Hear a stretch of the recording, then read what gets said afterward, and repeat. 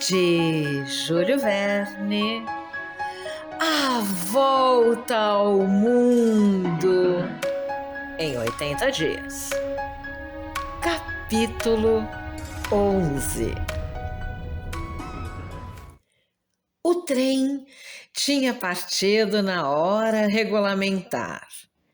Levava um certo número de viajantes, alguns oficiais, funcionários civis e negociantes de ópio e de índigo, cujo comércio os chamava para o lado oriental da península. Passepartout ocupava o mesmo compartimento de seu patrão.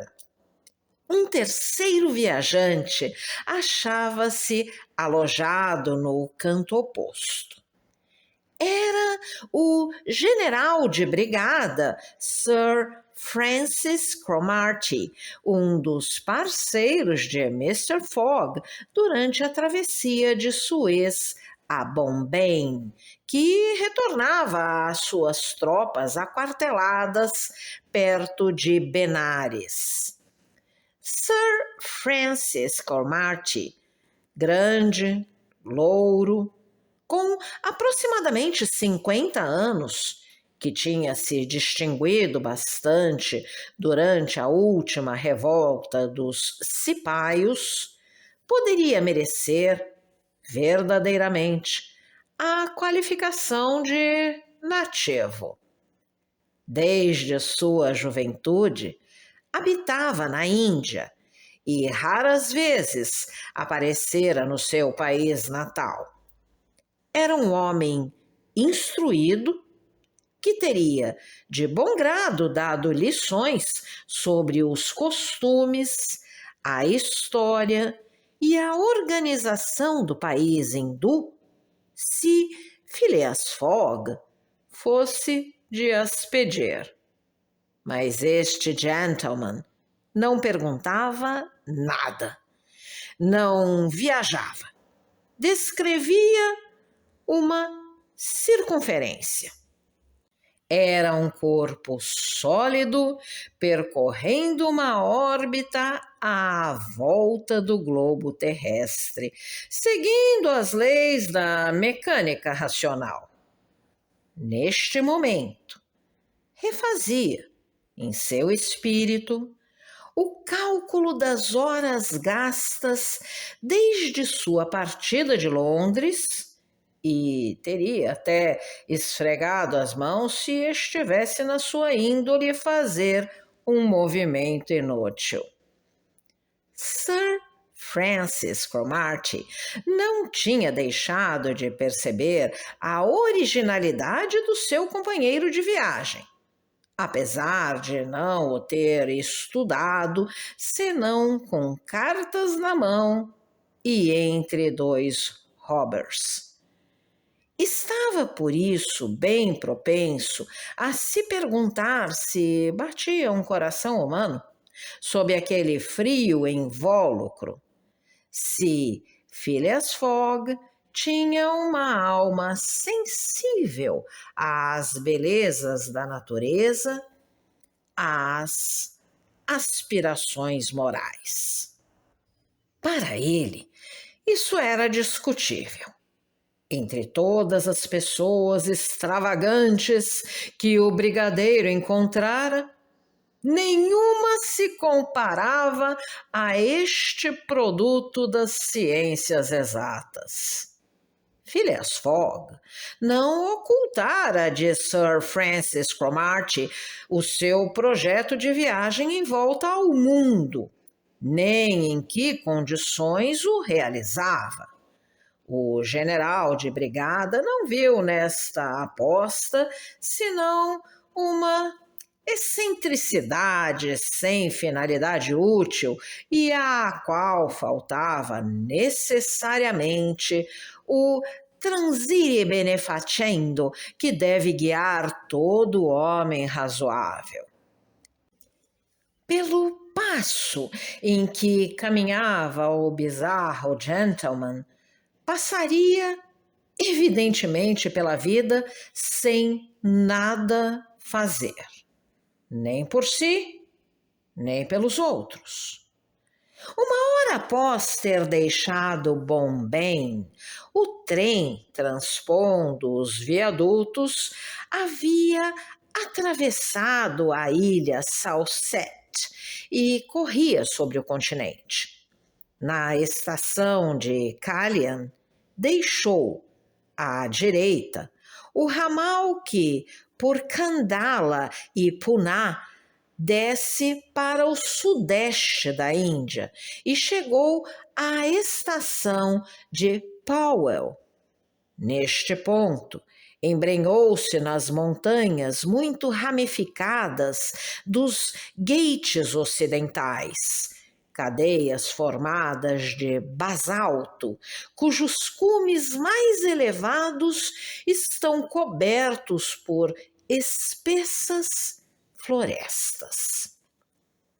De vez em quando, Sir Francis Cromarty e Phileas Fogg trocavam algumas palavras. E, neste momento, o general de brigada, reatando o fio da conversação que muitas vezes se quebrava, disse: Há alguns anos, Sr. Fogg, teria tido nestas paragens uma demora que de certo lhe teria comprometido o itinerário. Por quê, Sir Francis? Porque a estrada de ferro terminava no sopé destas montanhas, que era preciso atravessar de palanquim ou no dorso de pôneis até a estação de Kandala, situada na vertente oposta. Essa demora não teria de forma alguma prejudicado a economia do meu programa, respondeu Mr. Fogg. Não deixei de prever a eventualidade de certos obstáculos. Entretanto, Mr. Fogg, retomou o general de brigada, correu um risco enorme de ter uma grande dificuldade nos braços com a aventura deste rapaz. Passepartout, os pés embrulhados na sua manta de viagem, dormia profundamente e nem sequer sonhava que falavam dele. O governo inglês é extremamente severo e com razão com este gênero de delito, retomou Sir Francis Cromarty. Ele faz questão que se respeite os costumes religiosos dos hindus. E se o seu criado tivesse sido preso... Bem, se tivesse sido preso, Sir Francis, respondeu Mr. Fogg, teria sido condenado, teria cumprido sua pena e depois teria voltado tranquilamente para a Europa. Não vejo em que este caso teria podido retardar o seu patrão. E nesse ponto, a conversação interrompeu-se novamente. Durante a noite, o trem transpôs os Ghats, passou para Nashik e no dia seguinte, 21 de outubro, lançou-se através de uma região relativamente plana, formada pelo território de Khandesh. A campina, bem cultivada, estava semeada de aldeias, sobre as quais o minarete do pagode substitui o campanário da Igreja Europeia. Numerosos riachos, a maioria afluentes ou subafluentes do Godavari irrigavam esta região fértil. Passepartout, acordado, contemplava e não podia acreditar que atravessava o país dos hindus num trem do Great Peninsular Railway. Parecia-lhe inverossímil e, contudo, nada mais real.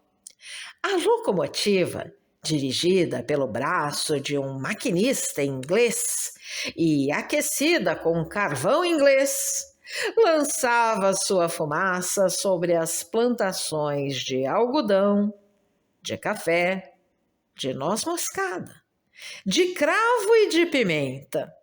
O vapor se contorcia em espirais ao redor de grupos de palmeiras, por entre os quais apareciam pitorescos bangalôs, alguns viharis, espécie de monastérios abandonados, e templos maravilhosos que enriqueciam a inigualável ornamentação da arquitetura indiana. Depois, imensas extensões de terra se estendiam a perder de vista. Jungles, onde não faltavam nem as serpentes, nem os tigres, espantados pelos apitos do trem. E, finalmente, florestas, sulcadas pelo traçado da via, ainda povoadas pelos elefantes, que, com olho pensativo, viam passar o comboio com sua cabeleira de fumaça. Durante esta manhã, além da estação de Melligan, os viajantes atravessaram esse território funesto que foi tantas vezes ensanguentado pelos seguidores da deusa Kali. Não muito longe, elevava-se Elora e seus pagodes admiráveis. Não longe, a célebre Aurungabad, a capital do feroz Aurangzeb, presentemente simples capital de uma das províncias desmembradas do reino de Nizam. Era nesta província que Feringhea, o chefe dos Thugs, o rei dos estranguladores, exercia o seu domínio. Estes assassinos, unidos em uma associação misteriosa, estrangulavam, em honra da deusa da morte, vítimas de todas as idades, sem nunca derramarem sangue. E houve tempo em que não se podia revolver nenhum ponto deste solo sem se encontrar um cadáver. O governo inglês já conseguiu impedir tais mortes em uma proporção razoável, mas a temível associação ainda existe e continua a funcionar.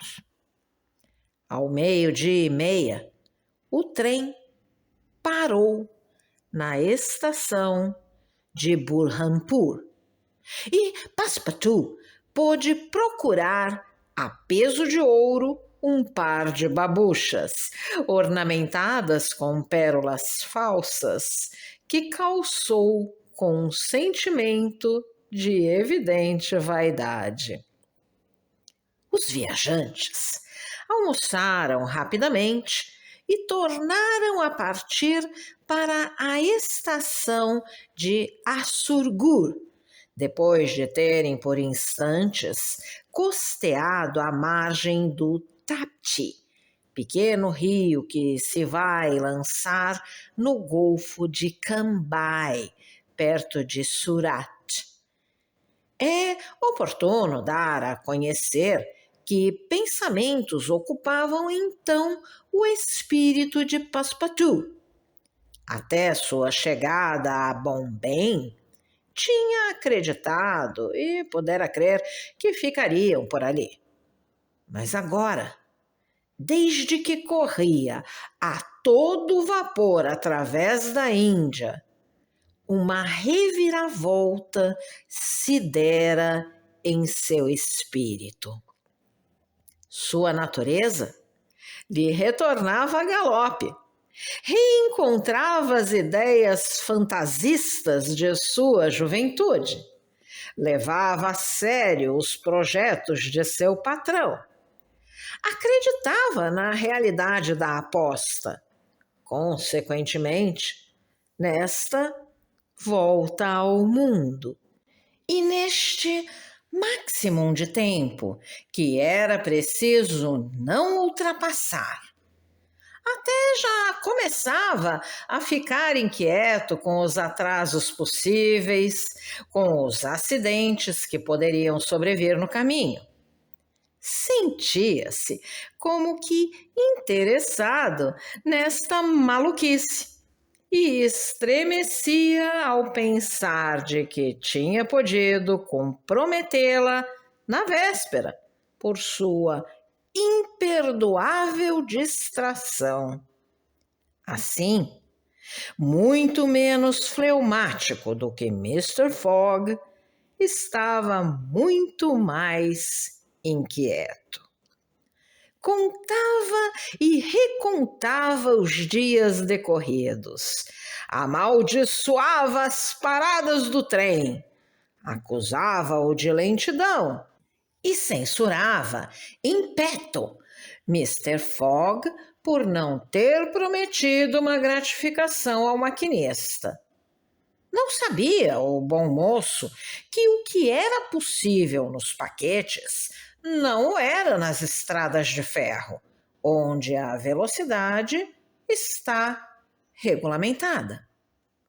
Ao cair da tarde, embrenharam-se nos desfiladeiros das montanhas de Sudpur, que separam o território do Khandesh do de Bundelkund.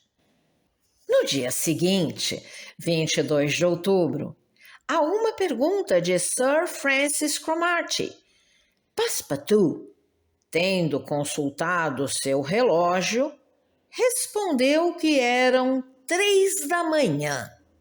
E, com efeito, este famoso relógio, sempre regulado pelo meridiano de Greenwich, que ficava quase a 77 graus a oeste, deveria estar atrasado. E efetivamente estava atrasado 4 horas. Sir Francis retificou, portanto, a hora dada por Passepartout, ao qual fez a mesma observação que este já tinha recebido de Fix.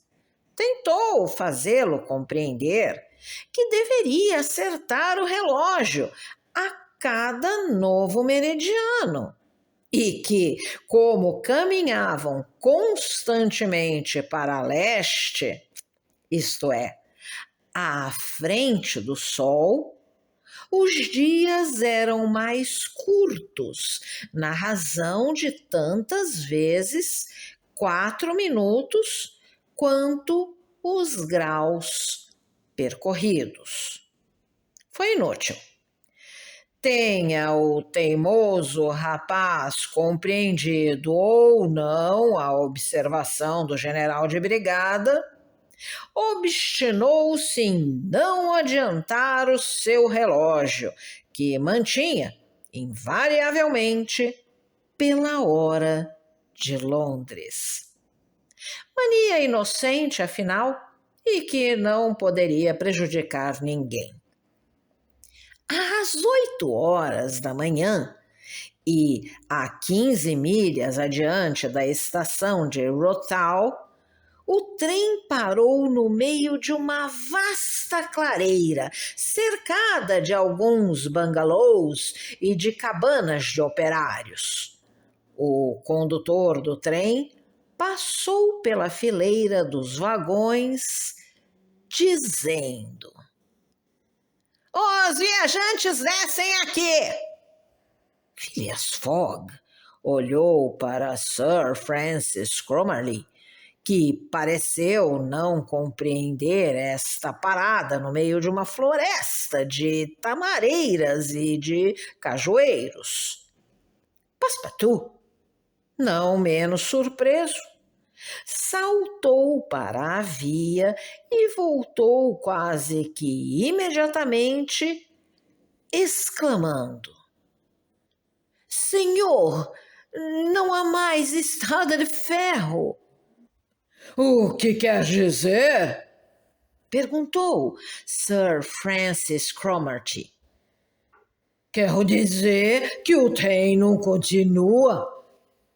O general de brigada desceu logo do vagão. Phileas Fogg seguiu, sem se apressar. Os dois dirigiram-se ao condutor. "Onde estamos?" perguntou Sir Francis Cromarty. "Na aldeia de Colby", respondeu o condutor. "Paramos aqui?" "Sem dúvida, a estrada de ferro não está acabada." "Como? Não está acabada?" "Não. Há ainda um trecho de umas 50 milhas a estabelecer entre este ponto e Allahabad, onde a via recomeça." "Mas os jornais anunciaram a abertura completa do railway."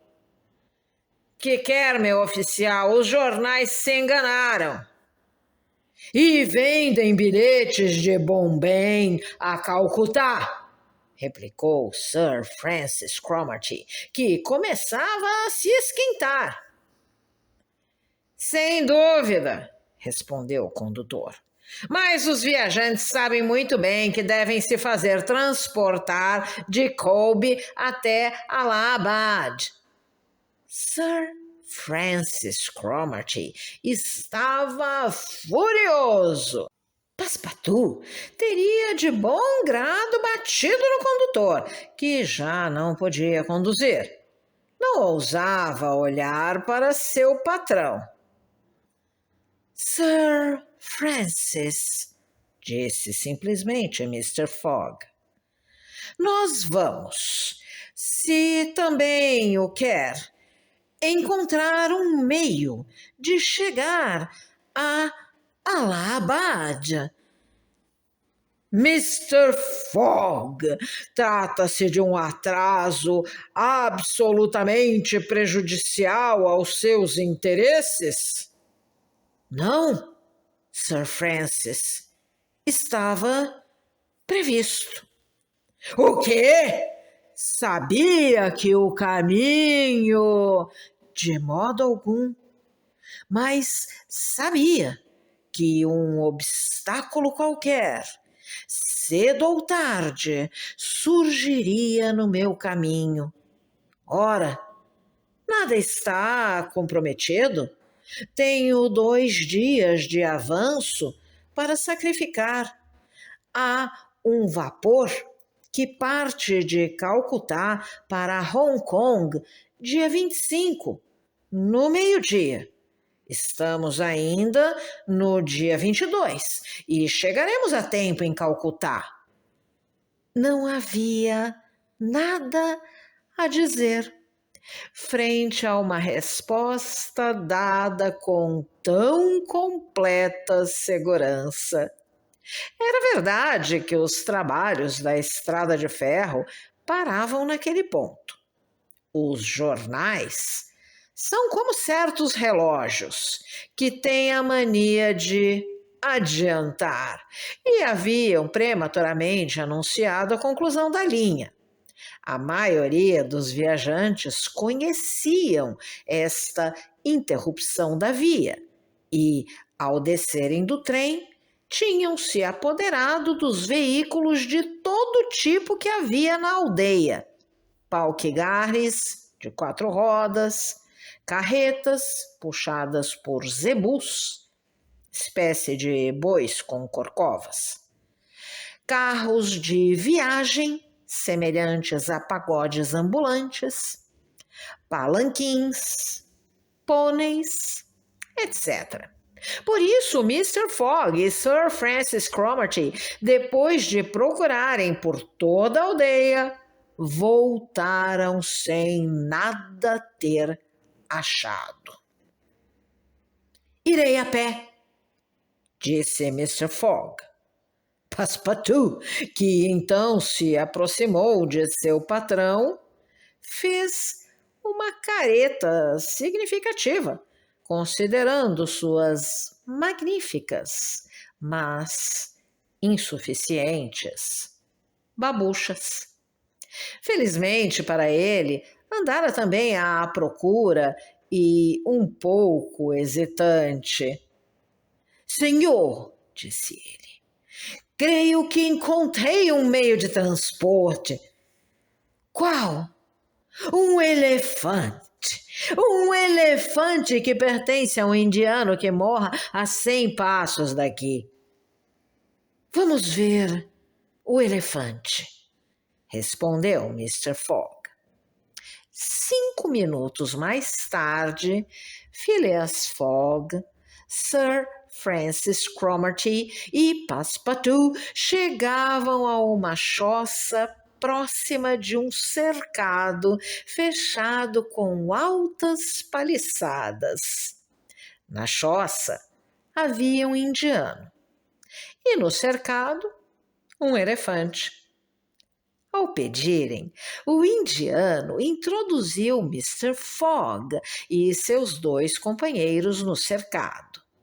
Ali, acharam-se na presença de um animal meio domesticado que o seu proprietário criava, não para fazer dele uma besta de carga, mas uma besta de combate. Para este fim, tinha começado a modificar o caráter naturalmente manso do animal, de modo a conduzi-lo gradualmente a esse paroxismo de raiva chamado much na língua hindu, nutrindo-o durante 3 meses com açúcar e manteiga. Este tratamento pode parecer inadequado para se obter tal resultado, mas não deixa de ser empregado com sucesso pelos criadores. Felizmente, para Mr. Fogg, o elefante em questão fora submetido a semelhante regime há pouco tempo e o much ainda não se tinha declarado. Kione era este o nome do animal. Podia, como todos os seus congêneres, sustentar durante muito tempo uma marcha rápida e, à falta de outra montadura, Phileas Fogg resolveu servir-se dele. Mas os elefantes são caros na Índia, onde começam a se tornar raros. Os machos, que são os únicos que convêm às lutas de circos, são extremamente procurados. Estes animais só raramente se reproduzem em cativeiro. Portanto, só podem ser obtidos por meio da caça. Por isso, são objeto de cuidados extremos e quando Mr. Fogg perguntou ao indiano se queria alugar seu elefante, o indiano recusou no ato. Fogg insistiu e ofereceu pela besta um preço excessivo: 10 libras por hora. Recusa. 20 libras. Nova recusa. 40 libras. Sempre recusa. Passepartout dava pulos a cada aumento de preço, mas o indiano não se deixava tentar. Era uma bela quantia, contudo. Supondo-se que o elefante gastasse 15 horas até Allahabad, seriam 600 libras que renderia ao proprietário. Phileas Fogg, sem se animar de modo algum, propôs então ao indiano comprar-lhe a besta e ofereceu de cara 1000 libras. O indiano não queria vender. Talvez o velhaco farejasse algum negócio magnífico. Sir Francis Cromarty chamou Mr. Fogg à parte e pediu-lhe que refletisse antes de prosseguir. Phileas Fogg respondeu ao seu companheiro que não tinha por costume agir sem reflexão, que, afinal de contas, se tratava de uma aposta de 20.000 libras, que este elefante lhe era necessário, e que, mesmo que tivesse que pagar 20 vezes seu valor, teria este elefante. Mr. Fogg foi ter outra vez com o indiano, cujos olhos pequeninos, iluminados pela cobiça, deixavam perceber que para ele aquilo era apenas uma questão de preço. Phileas Fogg ofereceu sucessivamente 1.200 libras, depois 1.500, depois 1.800 e, afinal, 2.000 libras. Passepartout, tão corado normalmente, estava pálido de emoção. A 2.000 libras, o indiano se rendeu. Pelas minhas babuchas! Exclamou Passepartout. Isto é que é dar um bom preço à carne de elefante. Concluída a transação, só faltava arranjar um guia. Foi mais fácil. Um jovem Parsi, de fisionomia inteligente, ofereceu seus serviços. Mr. Fogg aceitou e prometeu-lhe uma boa remuneração, o que só poderia aumentar sua inteligência. O elefante foi trazido e equipado sem demora. O Parsi conhecia seu ofício de manhu, ou cornaca, cobriu-lhe o lombo com uma espécie de tapete e pôs-lhe de cada lado dos flancos uma espécie de cesto, bem pouco confortáveis. Phileas Fogg pagou ao indiano com banknotes que foram extraídas da famosa sacola. Parecia realmente que eram retiradas das entranhas de Passepartout. Depois, Mr. Fogg ofereceu a Sir Francis Cromarty transportá-lo até a estação de Allahabad. O general de brigada aceitou. Um viajante a mais não era coisa que fatigasse o gigantesco animal. Víveres foram comprados em Colby. Sir Francis Cromarty tomou lugar num dos cestos, Phileas Fogg no outro. Passepartout se pôs de cócoras no lombo, entre seu patrão e o general de brigada. O Parsi empoleirou-se no pescoço do elefante E às 9 horas, o animal, deixando a aldeia, embrenhou-se na espessa floresta de palmeiras.